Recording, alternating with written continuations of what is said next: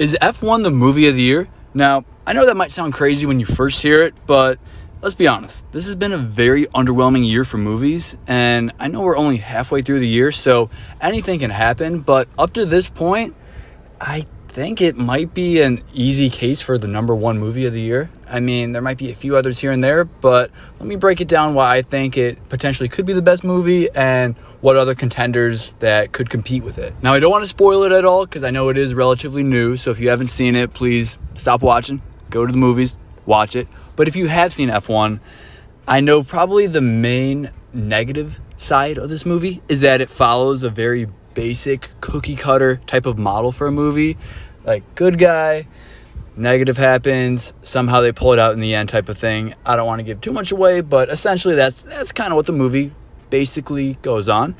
And even though it can be looked at as a negative, in this case, it just works. It's a very visually and audibly satisfying movie. You're just simply entertained throughout the movie, even though the dialogue might not be the deepest, storyline might not be the richest, but visually and audibly, like, your eyes and your ears are very satisfied while you're watching this movie. And I guess I should note, I did see it in an IMAX theater, so that may have swayed my opinion, but regardless, I mean, if it's the same experience, whether in an IMAX or a regular theater, or if there is a difference, I'm not the one making that decision. Obviously, those are the producers, they decided that, so I can only go off what I've seen. So in IMAX, I saw it in St. Pete, Florida, at the AMC Sundial, so it was a pretty sick theater. I don't want to go too into detail, but the atmosphere was awesome, and the screen and the sounds and the vibrations throughout the theater definitely made it what it was. But let's talk about the star of the show. Brad Pitt is still Mr. Aura at 61 years old.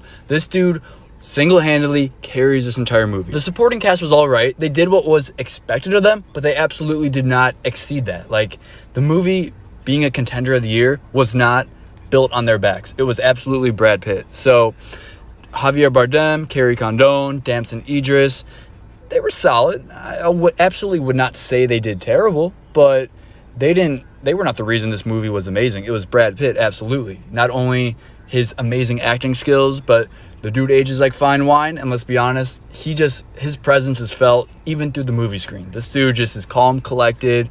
He's battle tested. He's a veteran. Maybe I'm glazing him a bit, but listen, you got to watch it for yourself. This dude absolutely puts on a show. But this movie was also well timed out. They decided to release it in the middle of summer. Now, personally, for me, this gave off those classic summer movie vibes that you would watch at the theater with your friends back in the day. And maybe it's cheesy that I think like that I have nostalgia about that. But I think movies getting released at particular times of the year absolutely affect the outcome of the success or failure of that said movie. So F1 is a very casual movie, laid back, but also intense in competition.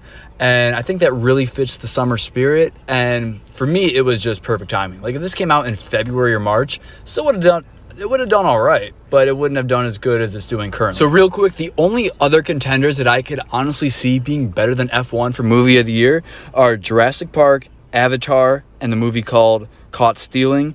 So those three I would kind of circle or keep your eye on, but obviously there's always the chance of a dark horse that a movie comes out of nowhere and just kind of steals the limelight. So I'd keep an eye on those three. But assuming nothing crazy happens, I would say at this point, up until December 31st, that F1 is the movie of 2025.